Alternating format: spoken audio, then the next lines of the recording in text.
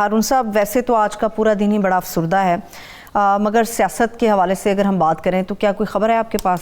کافی time سے آپ نے کوئی بہت بڑی خبریں ہیں، لیکن مطلب وہی معمول کی خبریں ہیں۔ ایک نئی خبر یہ ہے، ڈینیل ہینن ہے ایک صاحب، وہ ہیں حکمران پارٹی کے اپنا وائس چیئرمین، وہ آئے ہوئے ہیں۔ اچھا، انہیں لے کے گورنر سرور صاحب گئے تھے اور کوئی 20 آدمی آ چکے ہیں۔ وہ ان کا آپ کو پتہ ہے نا کہ وہ رہے ہیں وہاں، یعنی پارلیمنٹ کے ممبر رہے ہیں اور یورپین پارلیمنٹ میں ان کا آنا جانا رہا ہے، تو ان کے روابط ہیں۔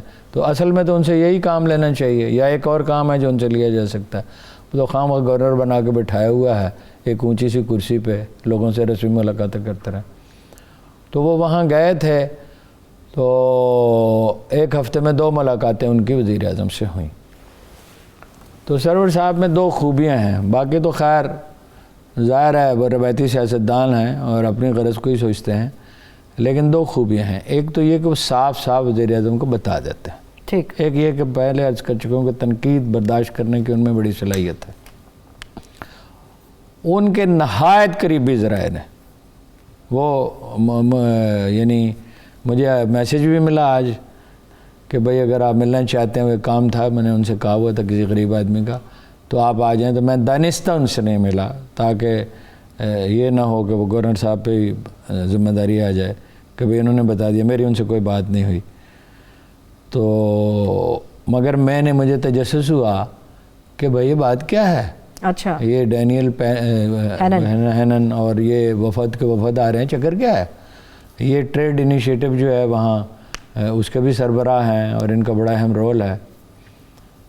تو پھر اس میں کچھ معلومات ملیں، وہ روئے پیٹے ہیں وہ وزیر اعظم کے سامنے، اس کے باوجود کہ پی ٹی آئی کے دور میں سڑکوں کی لاگت کم ہے، یعنی مہنگائی زیادہ ہو گئی ہے، اس کے باوجود سڑکوں کی لاگت کم ہے، مگر جو سڑکیں خود پی ٹی آئی کے دور میں بنی ہیں وہ اس کے نقشے لے کے گئے، انہوں نے کہا یہ دگلے ٹوٹ گئی ہیں، یہ ہمارا ٹھیکیداری نظام ہے۔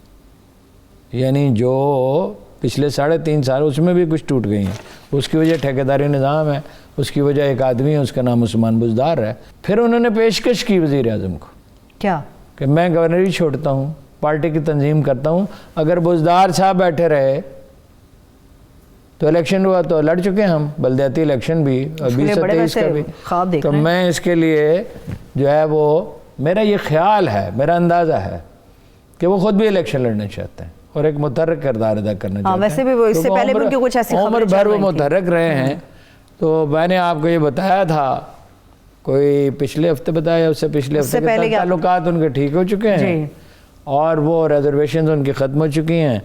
لیکن اب عمران خان صاحب کا تو ایک مسئلہ ہے کہ عثمان بزدار میرا چہیتا ہے، اس کو ہر حال میں نے بچانا ہے، یہ میری ضد ہے، میں نے اپنی ضد پوری کرنی ہے، میں نے اپنی ایگو فیڈ کرنی ہے۔ پختونخوا محمود خان کے ہاتھوں برباد ہو رہا ہے، بلوچستان ارکان اسمبلی کے ہاتھوں برباد ہو رہا ہے۔ جو اچھا چیف منسٹر تھا اس کو نکال دیا، جو کچھ نہ کچھ ضابطوں کی پرواہ کرتا تھا، کرپٹ نہیں تھا، اور ایک ایسا چیف منسٹر لگا دیا ہے جو 2 بجے دفتر آتا ہے، 2 بجے۔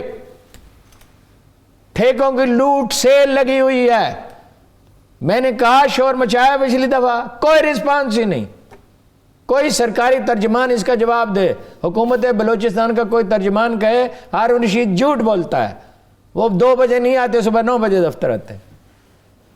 یہ تو عالم ہے۔ ٹھیک ہے، لیکن پھر بتائیے نا ہارون صاحب، جب عمران خان صاحب کی ہم اور عثمان بزدار صاحب کی بات کرتے ہیں تو عمران خان صاحب یہ کیوں نہیں کر لیتے کہ مطلب ایسے آپ نے اپنی زندگی کا بیشتر حصہ صحافت میں گزارا ہے، کبھی ایسا چیف منسٹر دیکھا ہے ہارون صاحب؟ میں نے اپنی زندگی کا بیشتر حصہ نہیں، اپنی پوری پریکٹیکل لائف جرنلزم میں بسر کیا ہے۔ کتنے عثمان بزدار دیکھے ہیں آپ نے؟ 3 years and 6 months۔ کتنے عثمان بزدار دیکھے؟ میں نے اپنی پوری زندگی میں پوری دنیا میں کہیں کوئی عثمان بزدار نہیں دیکھا۔ آپ کی صحافتی آنکھ کیا کہتی ہے؟ میں دنیا بھر میں گھومتا پھرتا رہا ہوں، میں افریقی ممالک میں گیا ہوں، میں سری لنکا گیا ہوں، میں نے سعودی عرب کے وہ نالائق لوگ دیکھے ہیں جن کے بارے میں کہا جاتا ہے کہ ان کی کارکردگی دنیا میں سب سے کم ہے، میں نے ایسا نالائق کوئی نہیں دیکھا۔ تو عمران خان صاحب یہ بات کیوں کرتے ہیں کہ وہ تشہیر نہیں ہوتی، دنیا کو پتہ چلے گا عثمان بزدار نے کیا کام کیا؟ ڈیوٹی لگائی ہوئی ہے کالمسٹوں کی، ایک کالمسٹ کی ڈیوٹی ہے وہ ہفتے میں 2 کالم زردہ یہ ثابت کرنے کے لیے لکھتا ہے کہ عثمان بزدار صاحب بہت کام کر رہے ہیں۔ مگر میں یہ کیسے ثابت کر سکتا ہوں کہ یہ جوس کی بوتل ہے؟ کس طرح ثابت کر سکتا ہوں کہ یہ جوس کی بوتل ہے؟ یہ پانی کی بوتل ہے.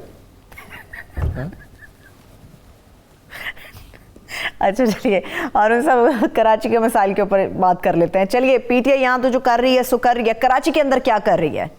کراچی میں بھی کہہ رہے ہیں کہ ہم سندھ کو جیت جائیں گے, کراچی کو جیت جائیں گے ہم لوگ, وہاں پہ بھی دیکھیے جھنڈے گاڑ دیں گے. 1100 ارب کا پیکج تھا, ہاں جو حکومت 2.5 سال پہلے اعلان کیا تھا. جی ایسا ہی ہے. اس میں 285 ارب روپے دینے تھے سندھ حکومت نے, 250 اپنا 250 سندھ ارب روپے سندھ حکومت نے دینے تھے, 285 ارب روپے چینی قرضہ تھا, باقی عالمی اداروں نے دینے تھے یا وفاقی حکومت مل جل کے پورا 1100. اچھا اس کو تو چھوڑے نا کہ وفاقی حکومت کیا کر رہی ہے. وفاقی حکومت بھی کوئی کارنامہ نہیں انجام دیا لیکن کچھ نہ کچھ کر رہی ہے. سندھ حکومت کیا کر رہی ہے اور اس کو کوئی پوچھتا کیوں نہیں؟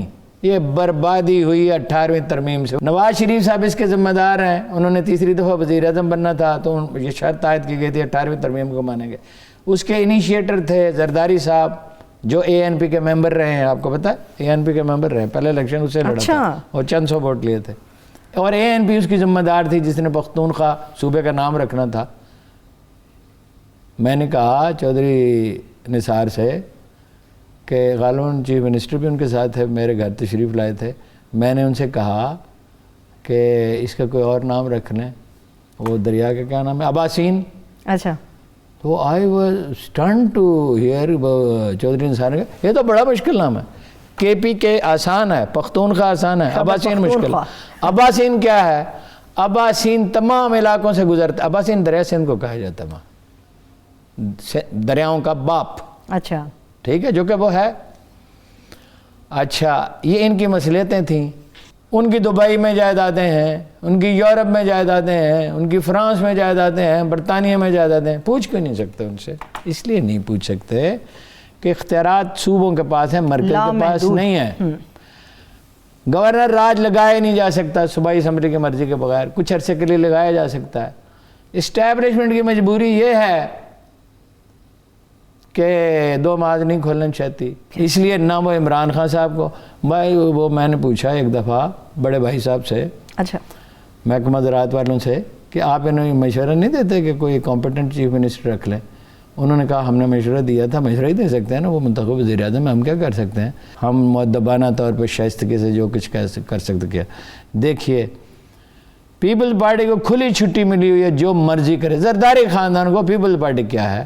آپ کو یاد ہے, آپ نے وہ کلپ دیکھا تھا, ایک آدمی نے کہا سائیں میں نے آپ کو ووٹ دیا تھا, اس نے کہا میں تمہارے ووٹ پہ فلاں کرتا ہوں. جی جی ٹھیک ہے جی. پولیس ان کی ہے, انتظامیہ ان کی ہے, تمام لوگ جو بھرتی کیے جاتے ہیں وہ اس نقطہ نظر سے بھرتی کیے جاتے ہیں یہ ہمیں ووٹ دیں گے بھی, دلائیں گے بھی. صرف کراچی سٹی میں, صرف ایک مد میں 100 ارب روپے کی کرپشن ہوتی ہے. 100 ارب روپے کا سالانہ پانی بیچا جاتا ہے, 16,000 ٹن کوڑا پیدا ہوتا ہے, 8,000 ٹن اٹھایا جاتا ہے, 8,000 ٹن وہیں رہتا ہے. شہر میں گندگی نہیں ہے, گندگی میں شہر ہے. جب ہم پیکنگ میں داخل ہوئے بیجنگ میں تو میں نے کہا تھا یہ تو باغ میں شہر ہے. it was the top polluted city of the world. Beijing دنیا میں سب سے زیادہ آلودہ شہر تھا, جو کہ اب لاہور ہے. ٹھیک ہے, کتنی قطاریں تھیں درختوں, کین یو امیجن کہ مرکزی شاہراہ پہ درختوں کی کتنی قطاریں تھیں؟ یعنی گننے میں نہیں آتی تھی, 3 ہیں, 4 ہیں, 5 ہیں, 6 ہیں.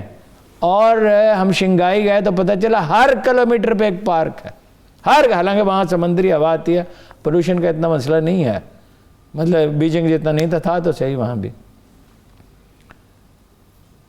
اب کہ کیا چیز آپ کو, ایک خاکروب بھرتی نہیں ہوتا بغیر رشوت دیے. پبلک سروس کمیشن کا یہ حال ہے